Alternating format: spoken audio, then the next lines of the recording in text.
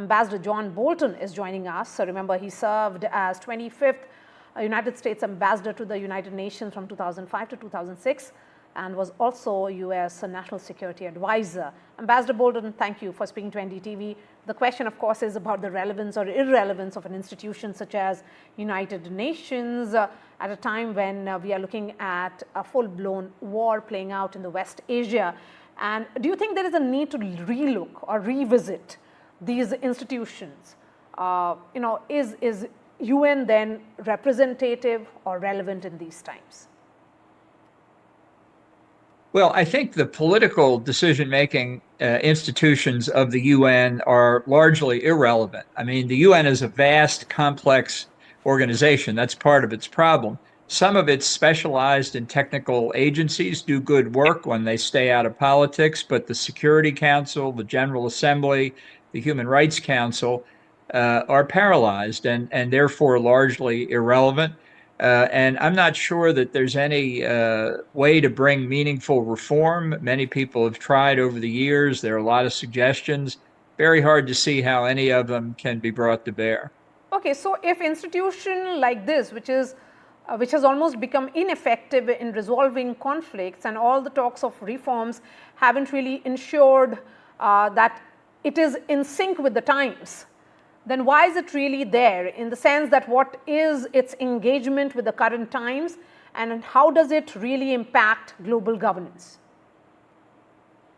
Right. Well, as I say, I think it's important to look at each particular piece of the UN because some pieces are clearly much better than others when they do the work they're supposed to do. Some of them are pretty obscure, like the World Intellectual Property Organization deals with a hugely important subject matter. And so far, and we should keep our fingers crossed, so far it's done good work. But the Security Council, for example, I don't think is fixable in its current format, where you have Russia and China in this increasingly close axis, with China as the dominant partner, determined really to pursue their own course. And it's a gridlock. It's not a Cold War exactly, but it's not dissimilar from the gridlock of the Cold War. The reform that I've suggested, based on my very long experience in UN matters, is that we need to change the funding system. And I would eliminate the system of assessed contributions, where every nation pays a percentage of the budget of the different UN bodies, and replace it with entirely voluntary contributions on this radical theory that if something doesn't work, you shouldn't have to pay for it, and you should put your money into institutions that do work. And I think that reform has very little chance of being adopted by the membership either. But that I think is something that might actually wake the UN up. Okay, so if the United Nations Security Council has not been expanded, I'm talking about in the context of India. India is already the 5th largest economy, on its way to becoming the 3rd largest. Then in terms of the population, and it is 17.8%, which is more than 1/6 of the global population. You have the endorsement coming from UK, US, France, and also from Russia. Then how long can and it's a country which is also the growing global, has a global voice and its presence, then should be given a place at the UNSC to make it more relevant.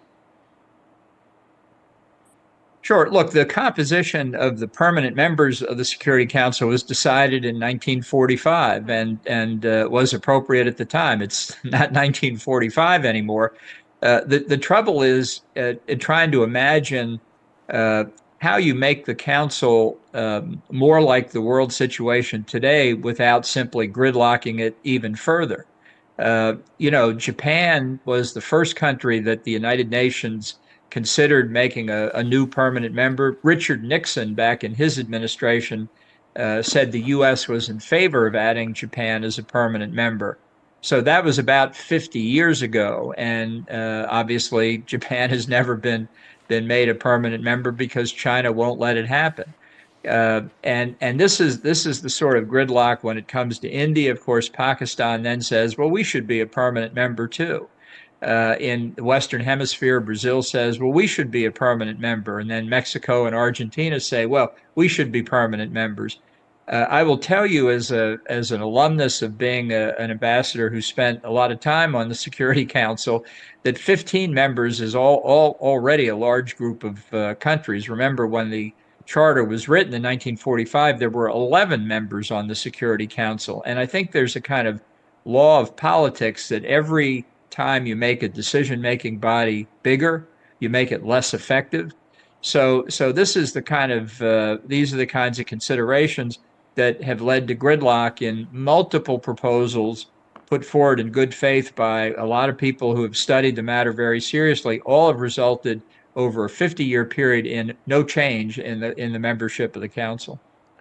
But Ambassador Bolton, given the role that India is playing at the global stage, don't you think there is a need to view India's case differently in comparison to all those countries that you have just mentioned? Well, if you can make that argument, of course, but in the UN system itself, these various interests, for example, the most recent American proposal was to have 2 permanent seats for Africa, rotating among different nations and without the right of veto, which I think the African governments have rejected as being second-class citizens. And I assume if India became a permanent member, it would want a veto as well.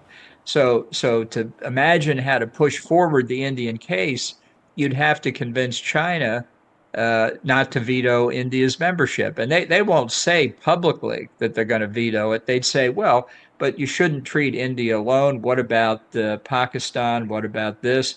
Japan would certainly say, well, we should have a permanent seat too. China would veto them as well. Once you get started on this, the history, it's not my opinion, it's the history of those who have tried to reform. You run very quickly into a circumstance where you're talking about a Security Council of 25 to 30 members, even if you could get approval for it, which I think would make it even more into a debating society than it already is now. Okay, so when UN was founded in 1945 after the Second World War, of course, the objective was to ensure peace and progress. At the times that we are living in is that we are seeing multiple life conflicts. Then what really is the purpose of UN if it is not also a peace builder and failing in its primary role? Right. Well, there's still a UN peacekeeping force in a long disputed border between India and Pakistan, which I don't think contributes very much to a resolution of that issue. There are lots of UN peacekeeping forces around the world. They've become part of the landscape, in effect. They're not contributing to a solution to the problem. They're now embedded in the problem. So I think what started out with great hopes in 1945 has proven not to be any more workable in terms of political questions than the League of Nations was, and I don't know that anybody has a solution to that.